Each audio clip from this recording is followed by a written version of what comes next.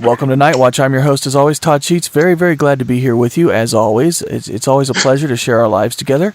And tonight, wow, we're going back to Rome, Italy, and we're talking with our good friend Leo Zagami once again. Leo, welcome to the show. Thank you very much for having me again. It was a pleasure last year, so we are renewing this once-a-year tradition, I guess. And I'm actually not exactly in Rome in this moment, but near Rome.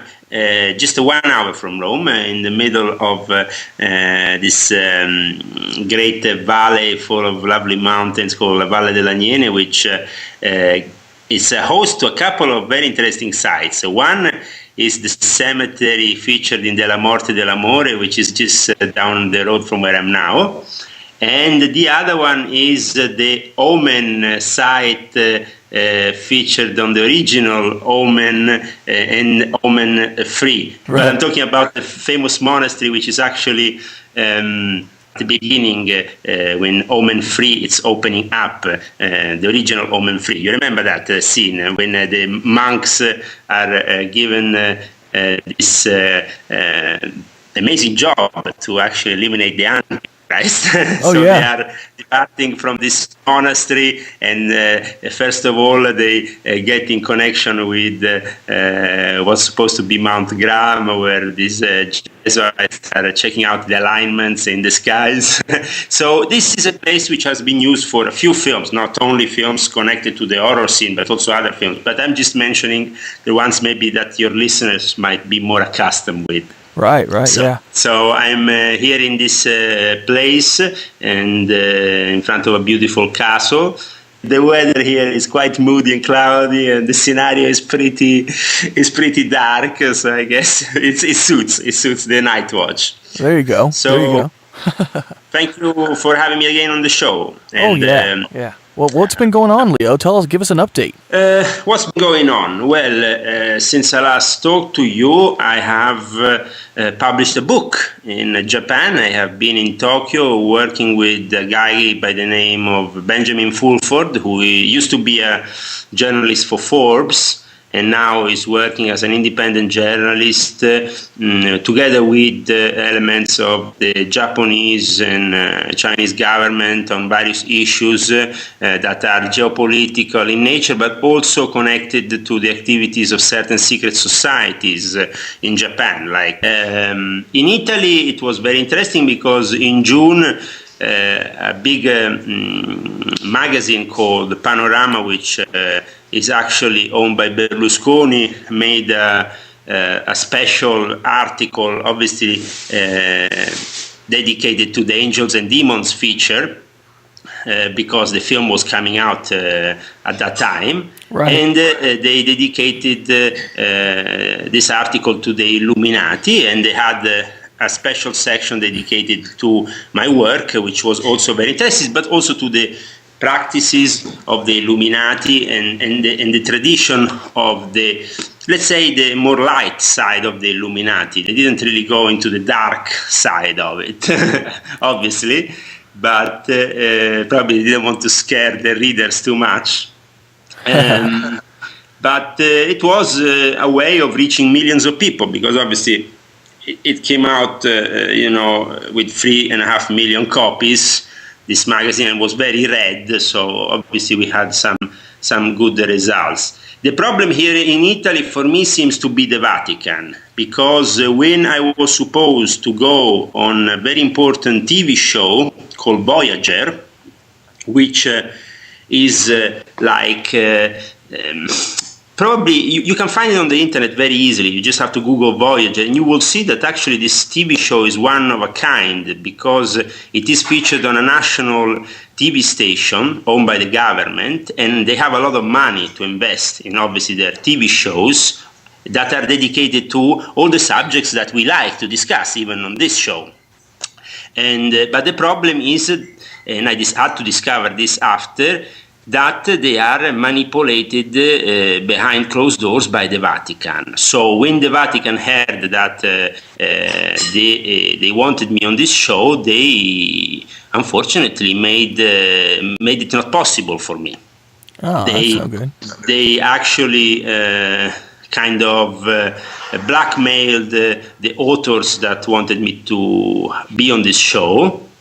And since then, I understood that here in Italy, the Vatican is not. I mean, they are tolerating my presence, and they made it in a way easy for me to stay here. They didn't give me any problems like it happened to me previously in Norway, where I can't even go back anymore because they accused me of espionage. I had to flee Norway, with an accusation of espionage and all that. After I investigated the underground bases that they are preparing for 2012 and all that. But unfortunately here they kind of leave me in a position where I don't have any access to any media in Italy, because as soon as somebody from the Italian media wants to do something on my work, they immediately intervene and tell them to stop. It didn't happen with this magazine Panorama, but the article was very closely followed. I mean, they couldn't really write whatever they wanted, okay? Right. So I feel a little bit limited here, I mean, in what I can say and what I can't say in the Italian media.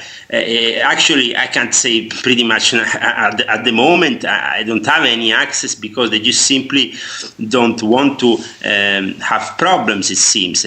The subjects we have discussed in the last show are subjects which are of great interest at the moment worldwide, and also obviously in Italy. But in Italy, unfortunately, the Vatican wants to always have their say.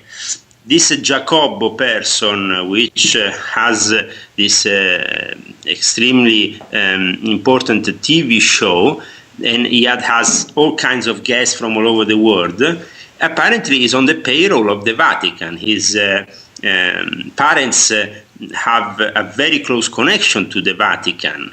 And this means that the Vatican wants to have still control over these subjects. Because when we go into the realm of the demonology, of the UFOs, and of everything that is regarded as paranormal, they want to always have a say, because the moment in which they have a say, they can always manage to make it seem like harmless, okay? Right. And also make it not credible in the end. It was quite incredible, but it was 2 or 3 weeks ago when the Pope said, don't listen to all these prophecy, doomsday people, these end of time prophecies don't exist. I mean, for the Pope to say something like this, that you shouldn't believe in a prophecy which is actually in their own holy books, it's really strange. And it means that they are very scared of the consequences of all this. In fact, the Pope himself 2 days ago has renewed, has sent a special message to everybody, to all his priests, saying that they should now conquer the internet and treat it as a new territory for bringing the gospel and whatever, and to sign themselves up to all the social networks, participate actively on Facebook. So the Pope now sees that through the internet, truth is actually starting to damage those dogmas which have held together this belief for 2,000 years. In the meantime, we have had big events happening worldwide. And these big events are, as usual, physical, but they are only the result of something metaphysical, something that is going on, let's say, above, is resulting in what we have below. Okay? We have had some very strong signs, like the earthquake and other signs that seem to coincide